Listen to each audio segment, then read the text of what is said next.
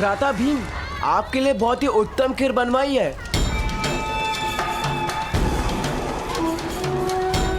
केसर, कस्तूरी और जावंत्री से सुगंधित।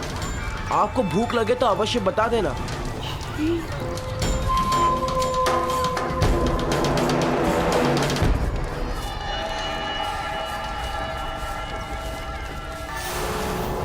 नहीं, हम सब साथ में खाएंगे। अरे जैसी आपकी इच्छा। वैसे खीर शीतल हो जाने के बाद शायद उतनी स्वादिष्ट न लगे।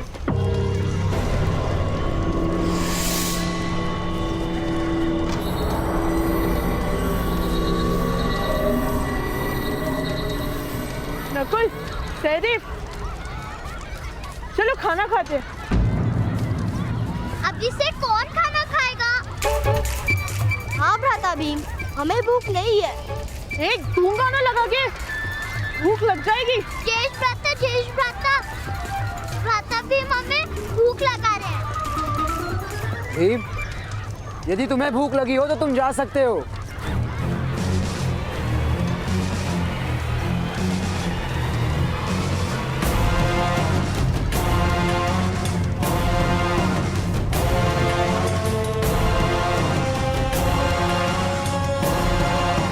पधारिए भ्राता भीम। वो केसर युक्त खीर आपकी प्रतीक्षा कर रही है।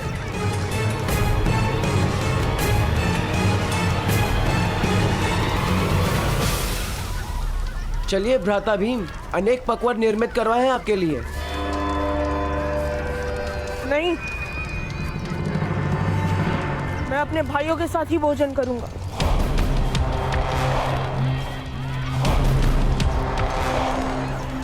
मैं भी तो आपका भाई हूं ना भ्राता भीम। ज्येष्ठ भ्राता युधिष्ठिर और अर्जुन की प्रतीक्षा कर रहा हूँ। और नकुल सहदेव के बिना तो मैं कभी भोजन नहीं करता।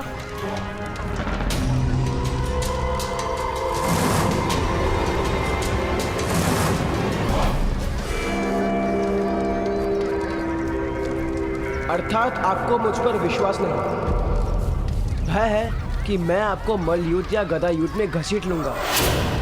ये प्रमाण कोटि में एक साथ पर्यटन करने का आयोजन ही व्यर्थ हो गया यदि हम आपका विश्वास प्राप्त नहीं कर पाए। ना जाने पितामह को क्या उत्तर दूंगा मैं। पितामह ने कहा था वास्तव में कि 5 और 100 का भेद तोड़ देना, किंतु यदि आपकी इच्छा नहीं है तो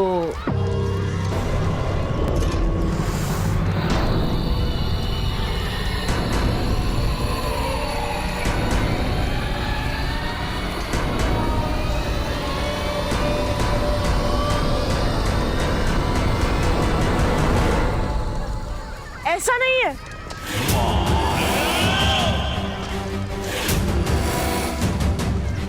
ठीक है, चलो भोजन आरंभ करते हैं। पूर्ण सबके साथ करें। चलिए।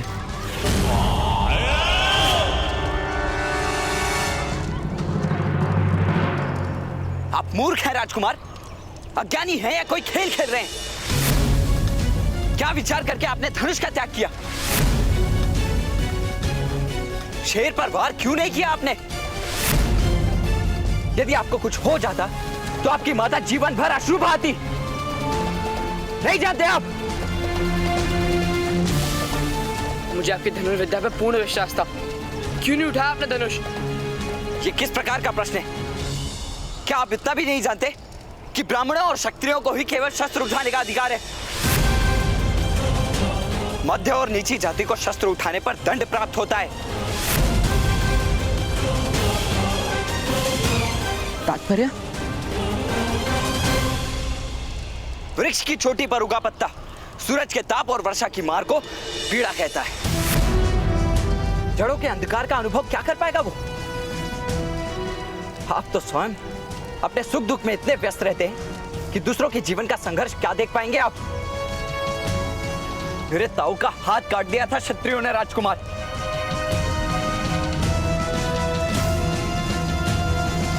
केवल इसीलिए कि उन्होंने धनुष का स्पर्श किया था?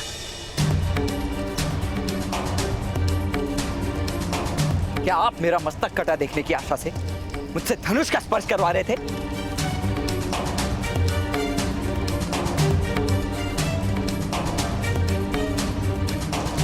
मुझे क्षमा कर दीजिए कर्ण महोदय,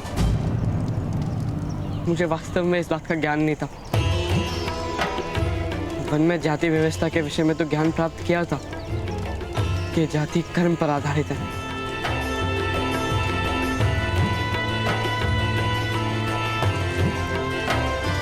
नहीं राजकुमार, हस्तिनापुर में कर्म अब जन्म की जाति पर आधारित होता है।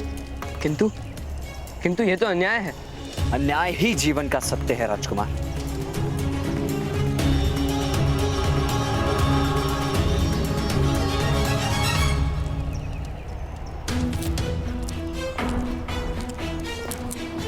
बैठिए भ्राता भीम, मैं आपके लिए खीर परोसता हूँ।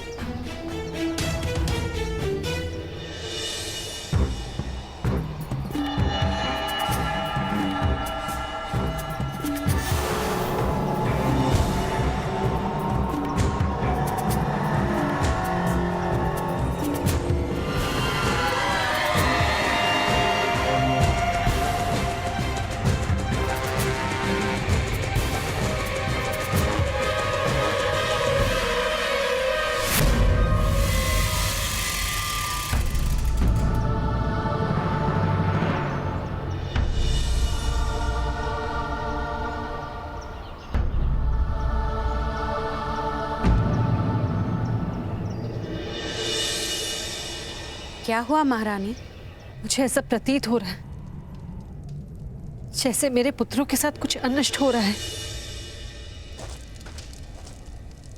भ्राता अर्जुन, भ्राता भीम कहीं दिखाई नहीं दे रहे।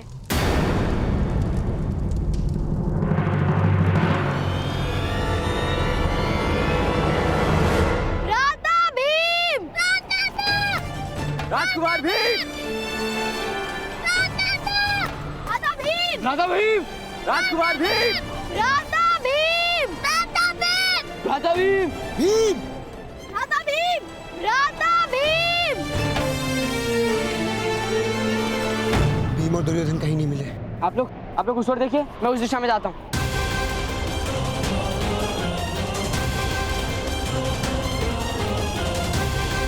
भ्राता भीम, भीम! कितनी प्रतीक्षा कराओगे दुर्योधन? खीर शीतल हो जाने पर उतनी स्वादिष्ट नहीं लगेगी। ये लीजिए।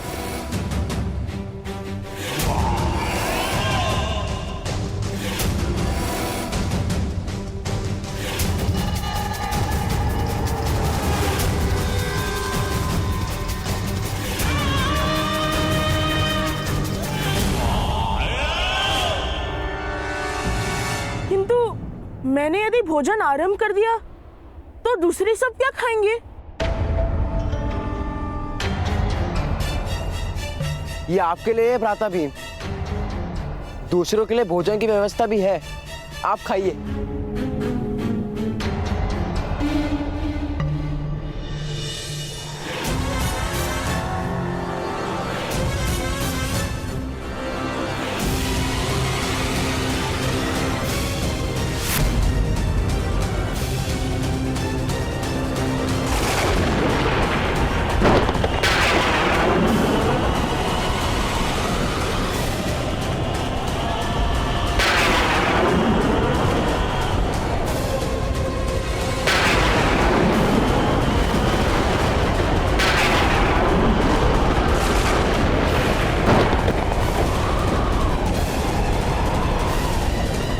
असंभव।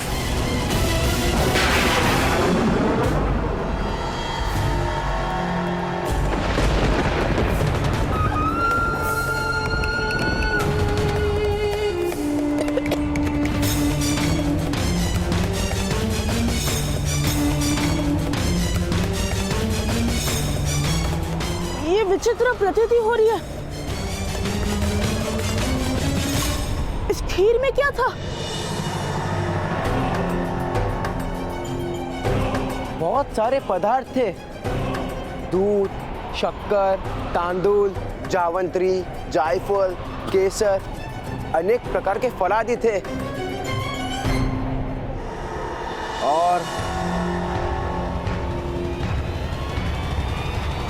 और बड़ी मात्रा में विष।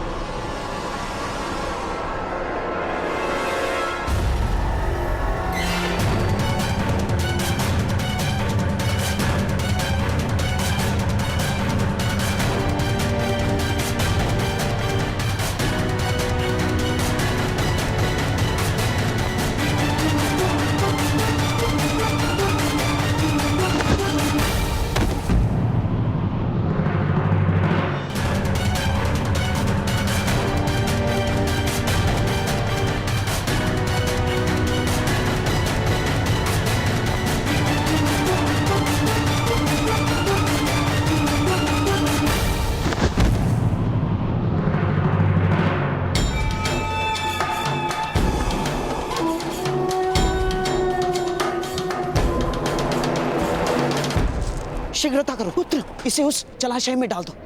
शीघ्र चलो। चलिए।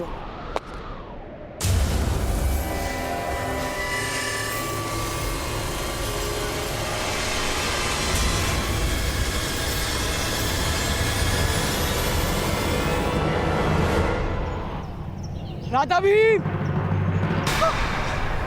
इस दिशा में आओ पुत्र।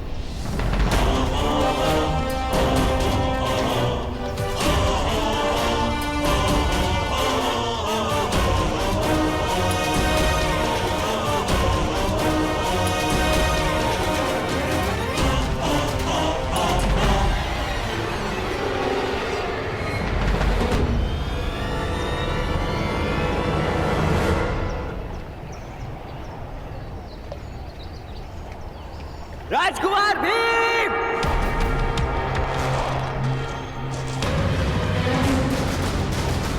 भ्राता भीम!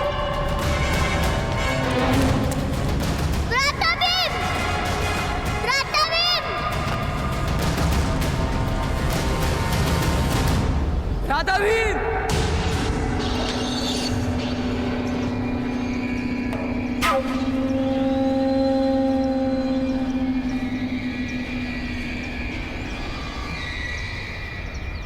राधा भीम,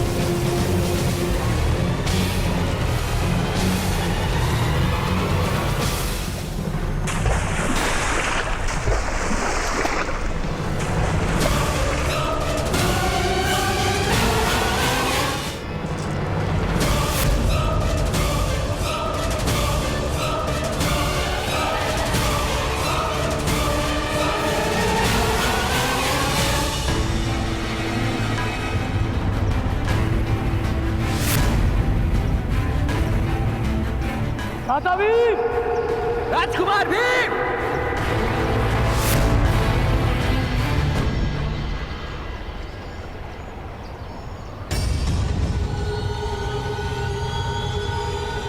राजकुमार भीम!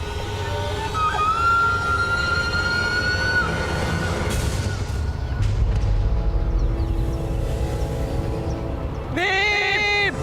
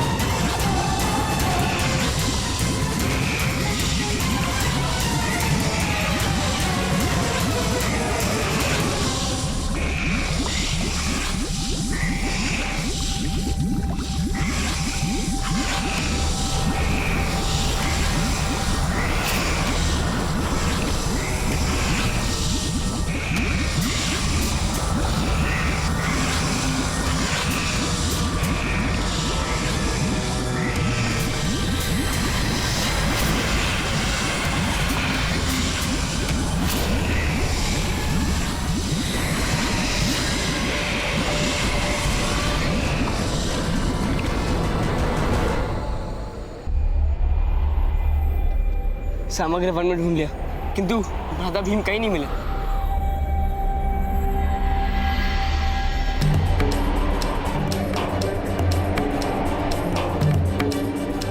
हमें भीम को ढूंढने का प्रयास करते रहना चाहिए।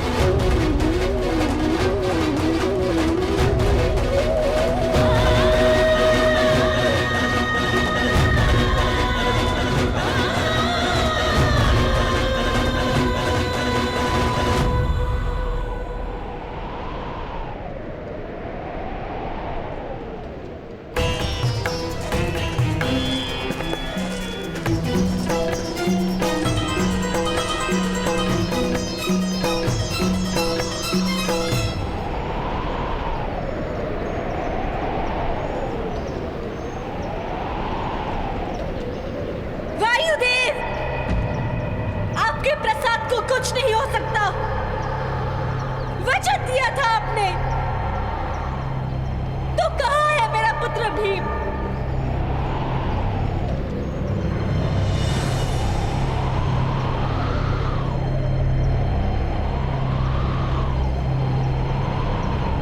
माता,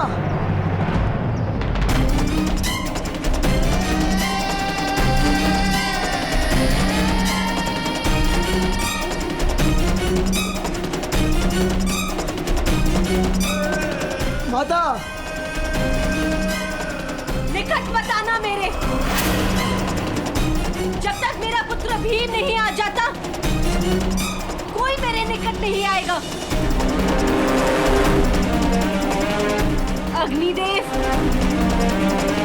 एक माता की याचना का उत्तर देना होगा आपको।